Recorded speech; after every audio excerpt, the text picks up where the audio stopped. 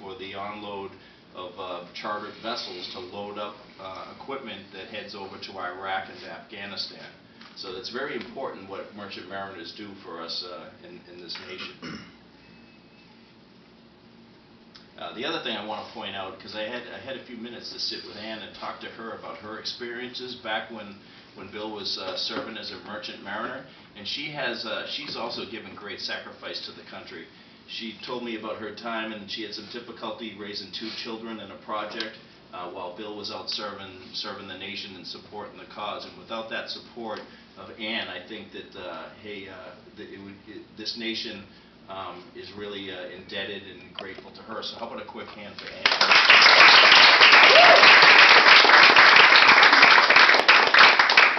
So let me talk a little bit about the U.S. Merchant Marine in World War II.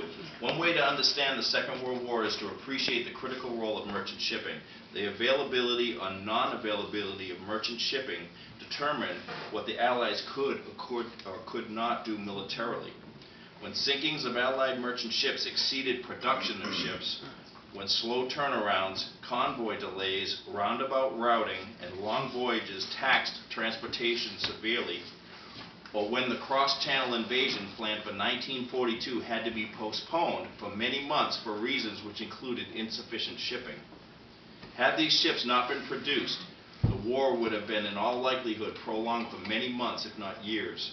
Some argue the Allies would have lost, as there would not have existed the means to carry the personnel, supplies, and equipment needed by the combined Allies to defeat the Axis powers. One stat was that it took 7 to 15 tons of supplies to support 1 soldier for 1 year. The U.S. wartime merchant fleet constituted one of the most significant contributions made by any nation to the eventual winning of the Second World War. In the final assessment, the huge U.S. merchant fleet provided critical logistical support to the war effort. I was talking with Bill earlier and showing him some stats. You wonder what type of risk these folks serve, and I can't, even as a Coast Guard guy, if I'm on a Coast Guard vessel, we got big guns to protect ourselves. Try being on a merchant ship.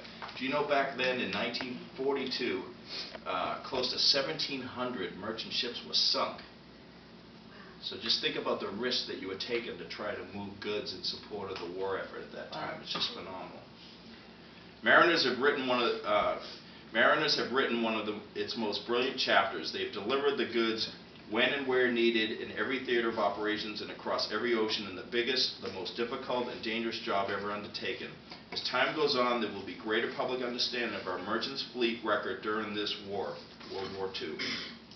So I'm here today to present some medals to Bill for his service to the nation. And we you can see right here, and I'll hope for the best that this doesn't fall. Maybe I can just stand it right up. Everybody see those? Yeah. Bill, I don't know if you've even seen these yet, but we're going to be presenting these awards to you here. So would you mind if we go?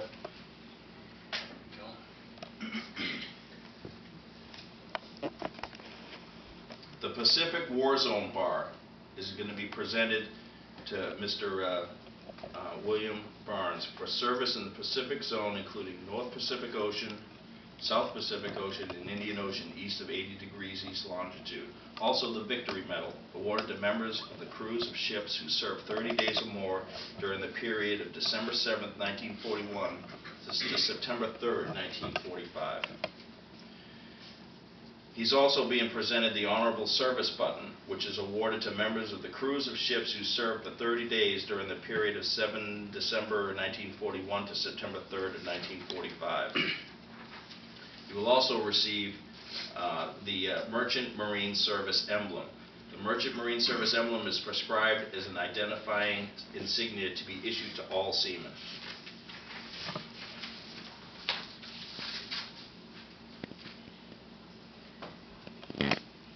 So again, I think, and just so you know, for a little historical purposes, it wasn't. It was President Roosevelt who decided that, hey, you know what? You just think about the sacrifice. It's one thing for our uniformed folks like myself that can deploy, that sign up on the dotted line to go to war.